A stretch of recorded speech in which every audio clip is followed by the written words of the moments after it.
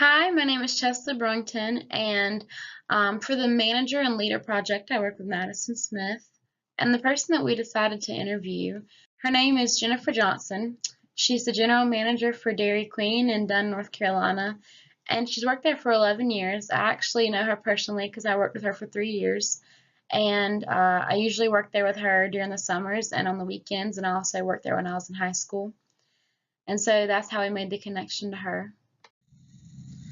So, about Jennifer, she enjoys being a manager because she gets to meet all kinds of people, including some celebrities because she does work at a Dairy Queen located at a truck stop. And she hopes to stay at her job for a long period of time. Some of her strengths include that she is good with fast production and she's a great listener. Her weaknesses include that she is too lenient with employees and some customers, but she has worked at food service for most of her life, so she does bring some credibility to the job. Since she began working at Dairy Queen, Jennifer's had quite the journey. So she started at the very lowest point, working as a night shift cashier.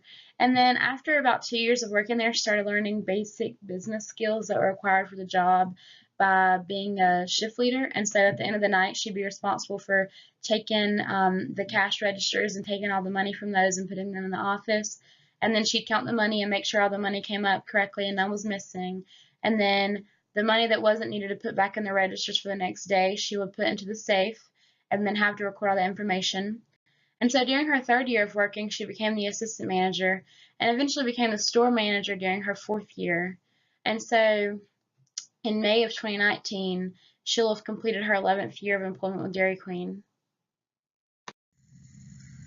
Some of her daily tasks include just pulling the financial reports, keying in the deposits, making sure they make it to and from the bank, making sure the business runs properly. That includes not only the financial stuff, but making sure that all of your employees are on task, making sure that all of your customers are satisfied, and making sure that all of your equipment runs properly. It includes every single little thing that happens inside and outside of that business that involves just making sure that your business runs properly. She prepares the schedule, she arranges the repairs, and she prepares the truck orders. We asked Jennifer what are some of her biggest challenges and rewards that she faces as a manager. She talked a lot about the time that she puts into the job, and obviously her rewards to be monetary and then also making relationships. And so the quote that she told us is, "The biggest challenge for me is the amount of time you have to put into your job. Once I clock out and go home, that doesn't mean I'm done for the day. I'm on call for any and every problem that may come, big or small. Whether it be we are running low on mix and I need to go to another store and get some, or something as simple as someone wanting to go home early. As far as rewards go, the obvious is a salary, but I have watched so many young people grow into so much more." I know from personal experience in working with her, she gets called for any and everything that could possibly go wrong, or even if one employee is sick or somebody shows up 10 minutes late, she has to be told all these things because she's the only manager that we do have. And that can be really time consuming for her. I know that a lot of the time when we would have to call her, she'd be in the middle of making dinner for her family. And so I can see where that would be a huge challenge in her job. And the rewards, she does make a lot of relationships form with the young people that work there.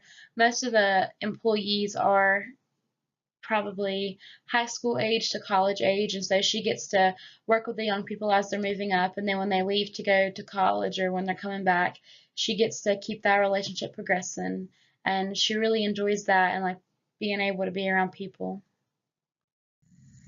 Jennifer describes her management style as being open-minded with her employees, but she also expects her jobs to be complete. She's not strict, but she does want efficiency.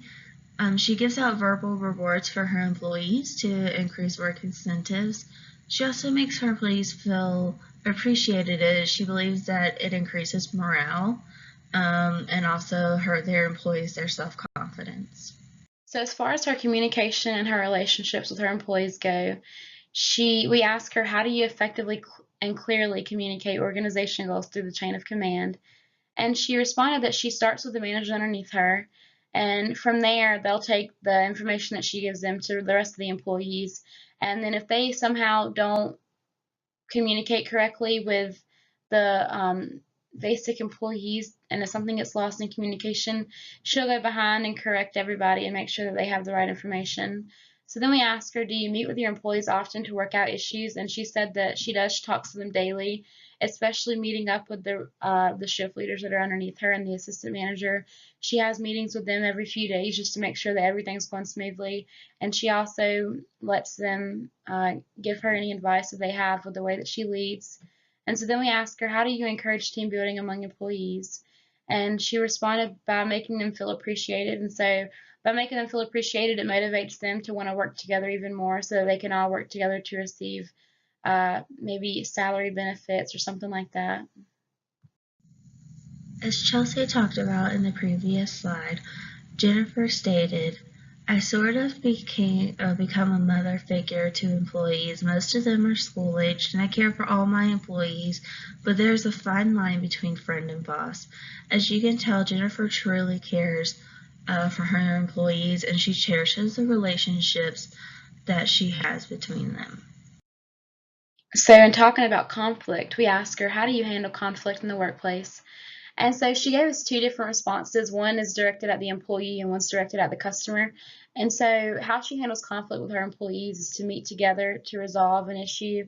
And so usually she calls somebody into her office and they have to sit down and have a talk until the issue is resolved.